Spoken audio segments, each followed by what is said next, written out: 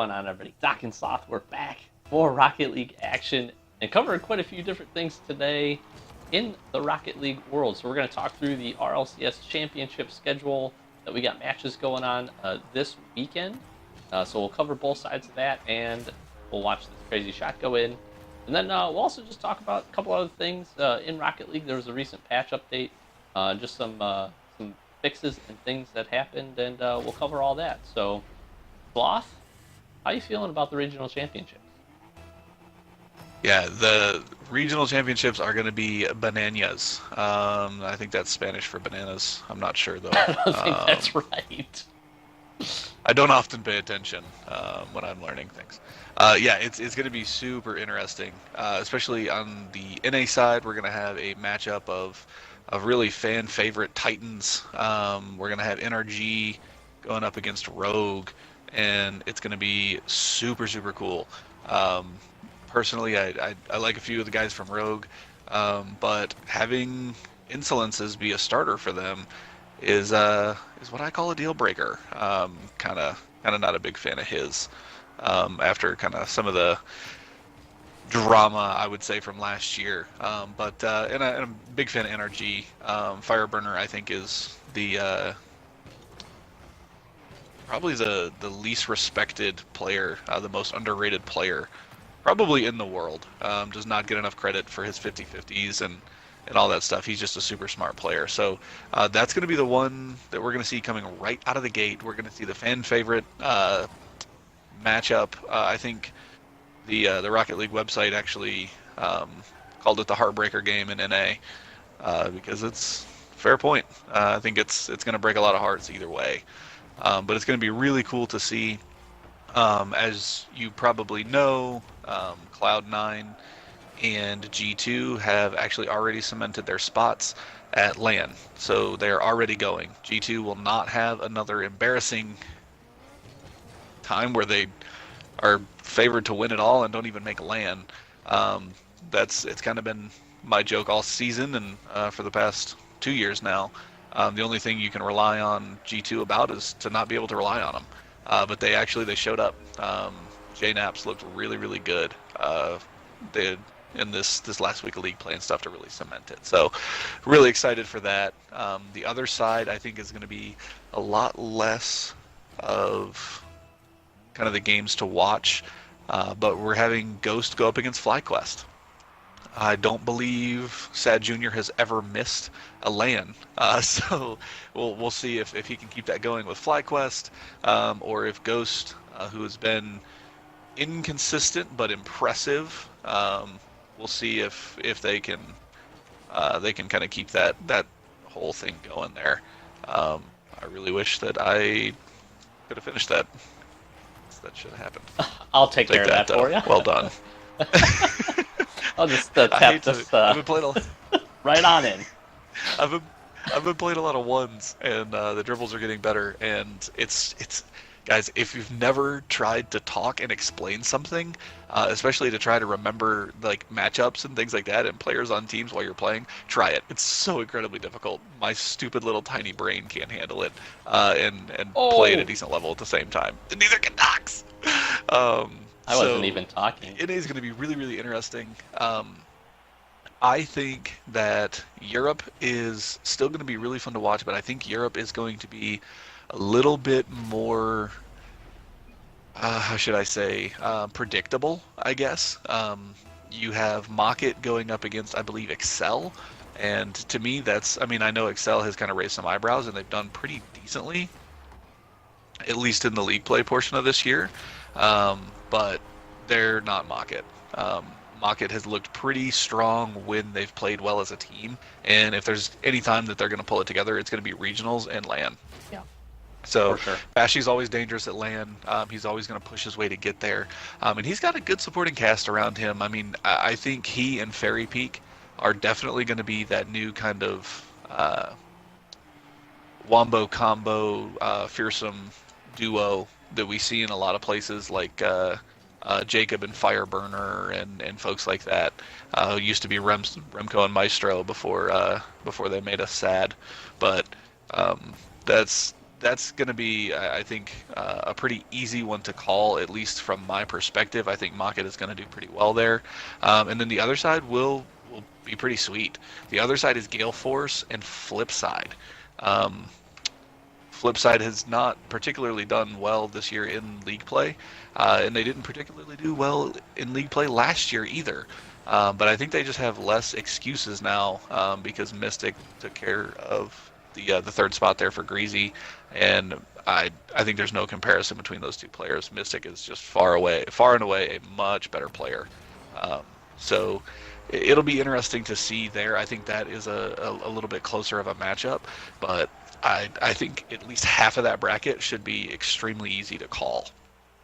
And I mean, from there, we'll go into the kind of the semifinals and the third, fourth place games. But it's really the big thing is going to be those first two series on either side, because that's going to determine who's going to actually go to LAN. And then from there, it's just about seeding, which is important. But the really fun part and the interesting games are who's actually going. Right. So I think it'll be really interesting to see.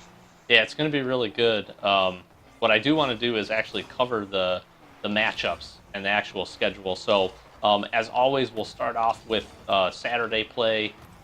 Very typically, we see that kicking off as usual. We'll start off at noon p.m. Pacific time, 3 Eastern time for us on the normal coast, and then we'll go from there. The normal coast. Yes, that's what I call it. Nobody goes by Pacific time. It's crazy. If you live in the Pacific, I'm just kidding. I wish you all the best. You have really nice weather this time of year, I think, so wonderful for you. And every time of year. Yeah, basically. It's always great. So we'll see for Saturday the 14th, with a beautiful shot to cap it off. We'll see Energy, Esports, and Rogue go on again, noon Pacific, 3 Eastern. Then we got FlyQuest and Ghost following them up at 12:50 and 3:50. Cloud9 kicks off the semifinals against one of the winners of those two teams at 1:40 and 4:40. And then we see G2 Esports in their semifinals match. No! Dang it. We see G2 Esports and their semifinals match at 2:30 and 5:30. And then we go into actually the third place match. So it'll obviously be losers of the two brackets. And then we get into the finals match at 4:10 and 7:10. And that will wrap up North American regional play for us. See if I can do anything with this. Oh, I couldn't get there. We're gonna Fake. Deal.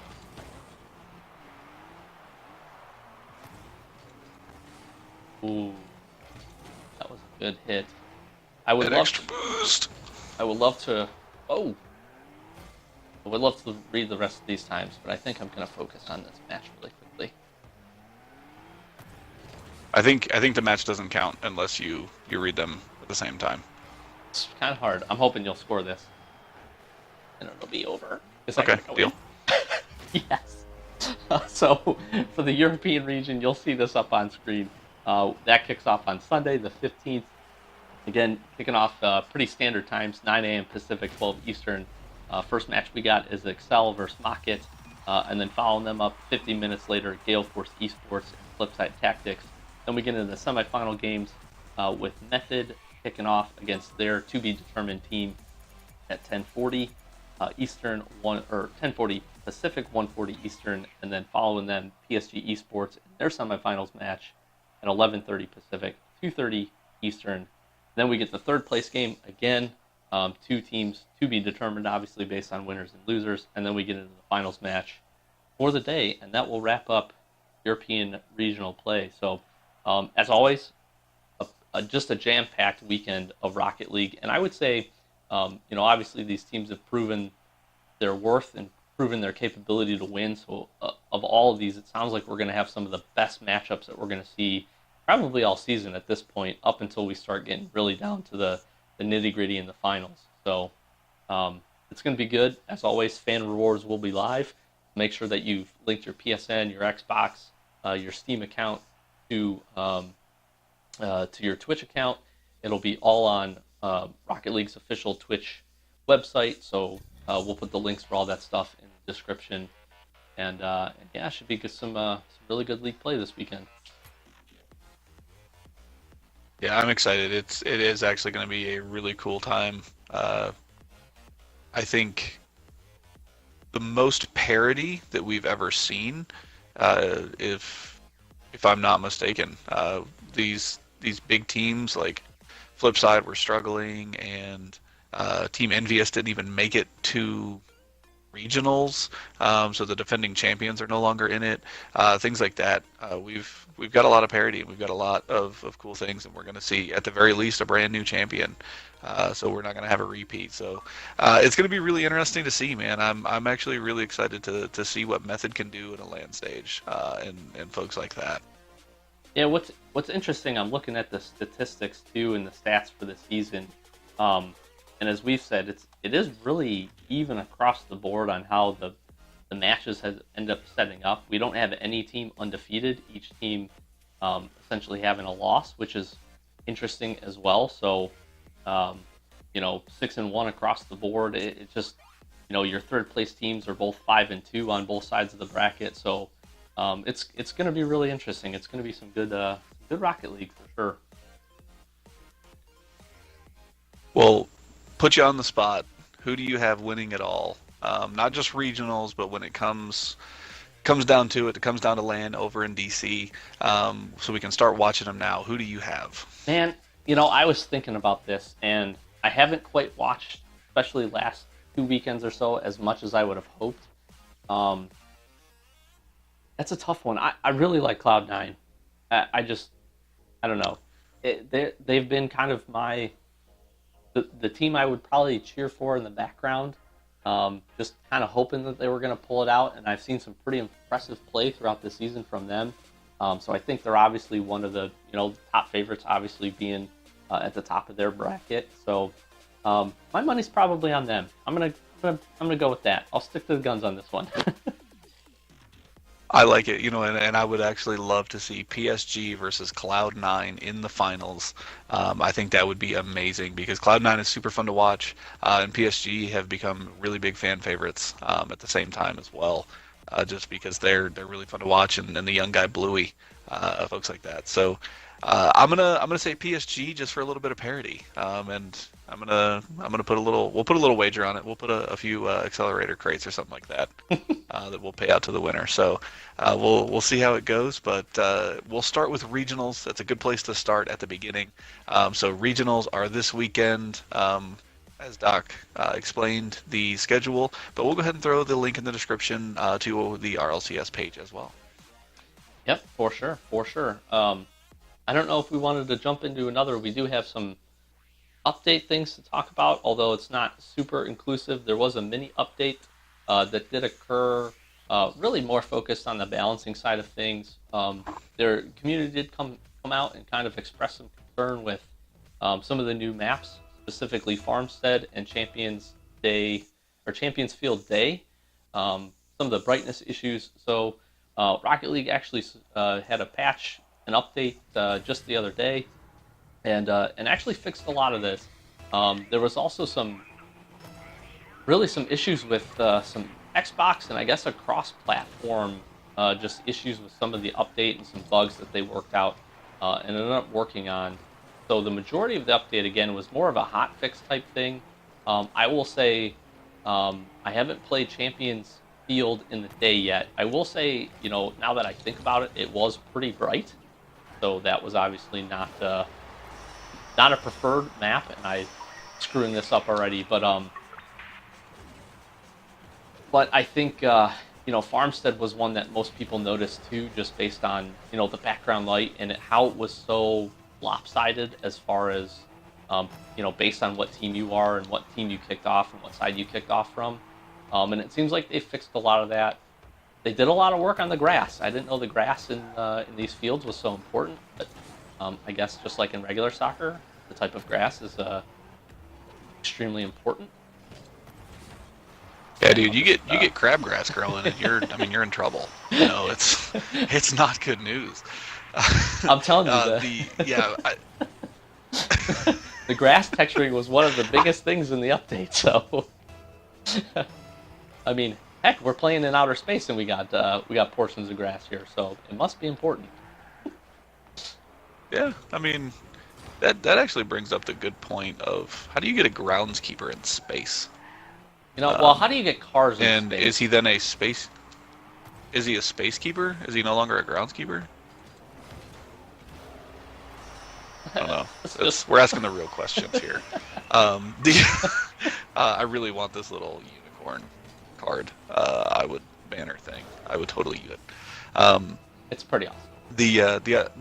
There were a few problems I think on Farmstead because I know in our time I only played it a few games while trying to kind of go ahead and get ranked in a lot of things. We actually had an instance where the post, the corner of the post, didn't work correctly. So it kind of like ball looked like it was very much going in, and the ball kind of rattled between the crossbar and the post. That was somewhat invisible at that point, just kind of the way the ball was coming at it, and it was very interesting. But I think they did quite a few things on the map and making sure that everything flows correctly. The big thing for me is they said that there are still performance issues on the Xbox version as it sits right now. Yes. The fix that was offered was continue to restart your Rocket League. That's what we got for you. That's the best we can give you right now. And they did say it is being addressed and we're working on it. But until then, you're just gonna have to reset your Rocket League every now and then. And it's frustrating because that can be a very easy way to lose a game by playing on 12 frames. Everybody else is playing on 30, and if you're cross-platform playing against people on PC who are potentially playing with 144, and your frames are just trash, it's incredibly difficult to keep up. Right. Especially in a fast-paced game, you get higher level play. It's super difficult to keep up. So that's just my big argument. Is I don't want anybody to ever have to lose a game because their map didn't load properly. That's just not fair. Right. So we'll see how it goes. I mean, I definitely trust Psyonix. I know they are working on it, and they've always kind of followed through with us, if not a little bit slowly sometimes. But they always follow through. They always kind of keep their word, and we always end up hearing something. So here's to hoping we hear something soon. Yeah, I think the biggest thing I took away from their the update was, again, doing a great job of listening to the community as far as what they were saying about the maps and everything like that, and then obviously the performance issues are a significant problem. I'll say I was playing a couple games just the other day before the patch where I swear it felt like the game itself was just restarting on its own. Like it would just straight boot me out. It would boot my partner out. We would be able to rejoin, and luckily didn't get banned or get any match losses for it. But it obviously affected our play and took us out of sync a little bit. So, I mean, it sucks that that's the fix, but maybe it's a deeper issue than... It's obviously a deeper issue than I'm comfortable talking about because I know virtually nothing about coding for video games, so I hope that goes in. Nope. They suck. I think that makes you qualified to speak as an expert. Yes. If I know the internet, that's sorry. I basically have my degree, topical. right? But it is good. Well, like I said, the fixes are good. Any fixes they always bring in, if they're addressing something that the community thought was off, then I mean, can't fault them for that, Get out of the way. Well, and with that in mind, I can't tell you how many of the season reward banners that I've seen where people are using the dragons. And that's just a kind of a reminder to me that oh my gosh. Sometimes the vocal part of the community is not a good subsection and not a good demographic to listen to, because you're going to have very specific people that are in those places like Reddit that are complaining. So Psyonix listened. They gave us the option for something that is just a straight up rank and not the little dragon, and then I very, very rarely ever see just the rank. I always see the dragon, and I use the bronze dragon all the time, partly for a troll, and partly just because it actually does look cooler than I thought it ever would. As an outspoken opponent to the dragons, I was actually pleasantly surprised. They don't look bad. It actually looks pretty decent. They're not terrible. Ooh, little pop up. Got ourselves a game here. What? It's overtime night. Bumpy I think. time. Oh.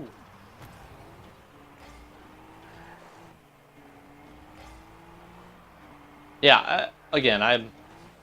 The one thing that I was surprised about with this most recent update was the fact that they had so many performance issues with the trails too, which are back now. Season 4 reward trails are back. I didn't realize that would cause such a problem, but I guess when you start, oh my gosh, when you start adding in all these different customization options, I guess that's bound to happen. Yeah, it was interesting, and I was actually really confused because I did not read the patch notes when they were taken away, and I was really confused for a couple games because I was like, what is off about my car? Which kind of says a lot about how noticeable your trail is sometimes. Right. This just doesn't look right. But yeah, so that's what we got. Like I said, tons of RLCS action going on this weekend, so make sure to stay tuned.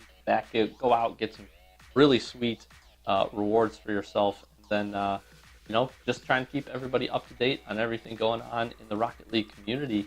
So stay tuned to the channel. We'll have a lot more coming. We're talking about trying to get another series of something going here soon. So definitely a game we'll continue playing, continue to focus on, and continue to keep you guys updated on what's going on with I would say the professional competitive side of it as well. So Doc and Sloth, Average Gamer guys, as always, thanks for spending a few minutes of your day with us. Hopefully you enjoyed the video. Hopefully the guide for the weekend and the matchups are helpful to you. And as always, thanks. We'll catch you in the next one.